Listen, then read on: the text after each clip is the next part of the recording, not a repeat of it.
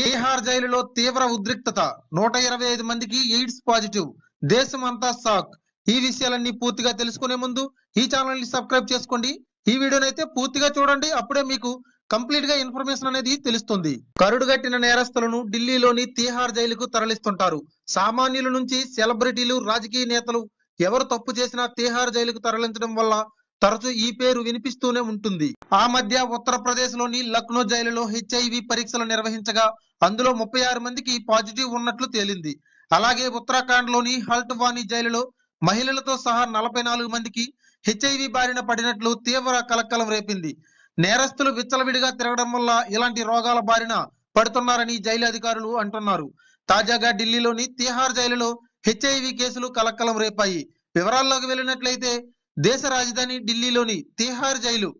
తీహార్ రోహిణి మండోలి నుంచి ఓ షాకింగ్ వార్త సోషల్ మీడియాలో కలకలం రేపుతోంది 125 మంది ఖైదీలకు హెచ్ఐవి పాజిటివ్ గా గుర్తించారు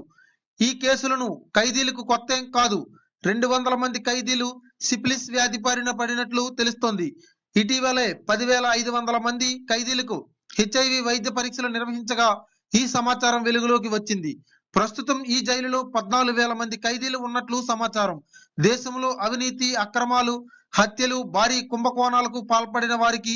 తీహార్ జైలుకు తరలిస్తున్న విషయం మనకి తెలిసిందే తీహార్ జైలులో ఎప్పటికప్పుడు మెడికల్ స్క్రీనింగ్ జరుగుతూనే ఉంటుంది ఇటీవలే వచ్చిన డీజీ సతీష్ గోల్చా తీహార్ జైలు బాధ్యతలు చేపట్టారు ఆయన వచ్చిన తర్వాత మెడికల్ చెకప్ చేయించారు ఇందులో 125 మంది ఖైదీలకు హెచ్ఐవి పాజిటివ్ అని తేలింది ఇటీవలే ఇలాంటి కేసులు రాలేదని అధికారులు అంటున్నారు వివిధ కారణాల వల్ల బయటకు వెళ్లిన వారు జైలుకు వచ్చినప్పుడు వైద్య పరీక్షలు చేయగా ఇలా హెచ్ఐవి నిర్ధారణ అయినట్లు అధికారులు చెబుతున్నారు 10,500 మంది ఖైదీల్లో